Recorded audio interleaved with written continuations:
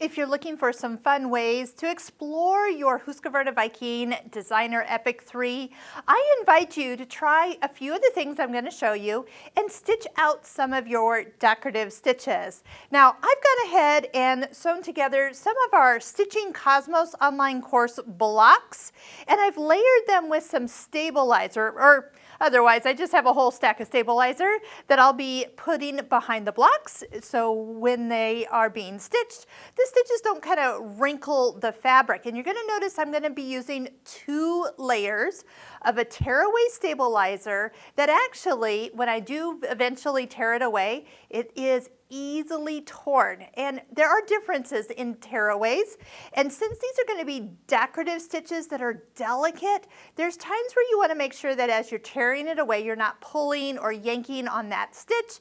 And sometimes stabilizers are not designed to pull away from decorative stitches. So I'm going to put a link in the description below to my absolute favorite tearaway stabilizer for when you're working with decorative stitches. Next, I've gone ahead, you kind of see I've picked 3 colors. The yellow is my 3rd color, the kind of turquoise, and the navy. And then I also have those 3 colors in thread pulled aside for me to use. So I'll just kind of be putting the dark on the turquoise and the light on the darker blue and just kind of switching them up as I go. I also, and you can kind of see it right here, I've turned on the projection system of the new Epic 3, and so now it's going to make this whole entire process so much easier. And I would recommend that you purchase the extra foot, the open toe foot for IDF system, or integrated dual feed system, and that is going to be 2 things. Number 1, you can keep the dual feed engaged. That's that little opening in the back of the foot. And these feet are 9 millimeters wide. So that is the only thing, if you do have an open toe foot from a previous Husqvarna Viking that wasn't 9 millimeters, it was only 7 millimeters wide. So you want to make sure that if you are picking stitches that have larger stitch widths, that you are using the foot that can accommodate the wider stitch. So for example, here's one, the 3-hole yarn foot also is wider, so you can use the wider stitches. They didn't make all the feet 9 millimeter. You don't actually need all the feet to that wider set, but those that are available for you, I would purchase them specifically because you also get that little opening to bring down that dual feed and have it help pull your fabric together. So I'm going to go ahead, switch out my feet. I have the regular A foot on, but as soon as I start picking different different decorative stitches, this is the one that I like to use because I can see where I'm going. I've also put a new embroidery needle in. Yes, I usually use embroidery needles, but Microtex needles, those are all sharper needles. And yes, you can buy them in a 100 pack, which again, I'll put a link below because that's so much easier than buying the cards that just have 5 on them. You can buy the 100 packs. So worth it, super cheap on that. So I have gone ahead and turned on the projection system. Let's just go ahead and look in here for a few suggestions that might be helpful for you. You might find that actually turning the work light to a lower number might let you see your projection on some of the darker fabrics. When it's really, really bright and really, really showing your stitch, it might be a little too bright. So it really does help to play around with whether you want it super bright on your fabric and not so much of the stitch showing, or actually taking it down. Just remember you can change it at any time. You can also change what color the background is and also what color the projection is. So you can go in and kind of play around and just see which one is actually going to look better for the fabrics that you're working with. This is almost like having like a visual of what it's going to look like before you stitch. So even as I was jumping around to stitch to see which one I wanted to start with, I could just look here and go, oh yeah, I like that one. And it does, yes, I should test this out and just make sure like all my settings are right and play with it. But that's what this is about. This is going to just be my playground. If something doesn't work or if I don't like that stitch, I'm going to just stop, switch to a different stitch, and then keep on going. Not worrying about like having this perfect result. this is the playground that you're going to be working on. You can also turn on the grid or off the grid. I'm a fan of probably right now having the grid off so I don't have that lit up.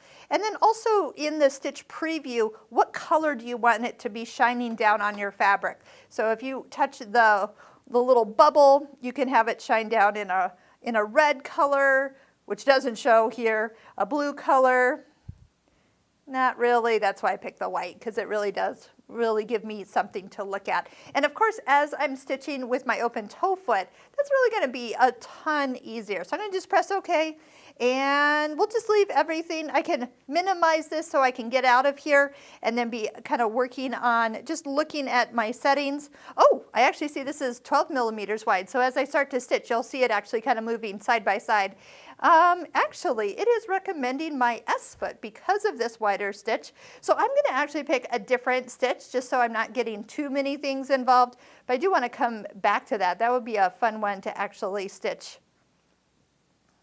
I happen to be in the quilting menu, which, boy, these stitches actually start to go quite large. But one of the ones I do like, let's see here, 23 is only 9 millimeters. Let's go ahead and stitch at least one out and see what it looks like and see how exciting this can be when you start to see these stitches sewn out with thread on something fun. And this is why we talk about having your stitch book and stitching out kind of the groups of stitches that you have in your machine. Once I get started, you'll see me using the start stop button. And if you want to adjust the speed of how fast the machine is sewing, that's done right here, where you can adjust how fast it's actually going to be stitching, and you can kind of set it at a medium speed and then speed it up once you're comfortable with how everything is turning out. Stopping with the needle in the down position, it's going to make kind of pivoting along this curved corridor just right. I also have on this foot, you can kind of see it in the back, right in the center is a red dot. I'm also keeping that red dot right on my line, so this stitch is very centered, and I can really kind of keep an eye that I'm turning it when I'm supposed to, keeping it going nice and even. Half of the stitch is on the turquoise and half the stitch is on the navy blue. And then when I stop, that stitch reappears, showing me what it's going to look like, and I can just keep working my way down the seam. If you need to stop quickly, know that you can tap your foot control and it will immediately stop the machine right where you want it. A quick way to end the stitch is while you're sewing, touch the scissor button and it will finish the stitch, lock it, cut it, and lift the foot up all at the same time.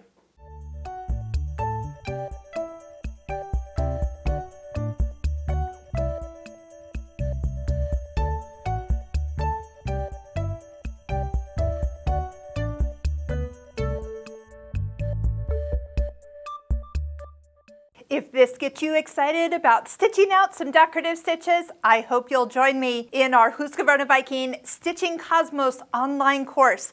There's links in the description below for free videos in that course that you can watch to see if that course might be right for you. If this has been helpful, make sure you're clicking like and subscribe at the end of every video.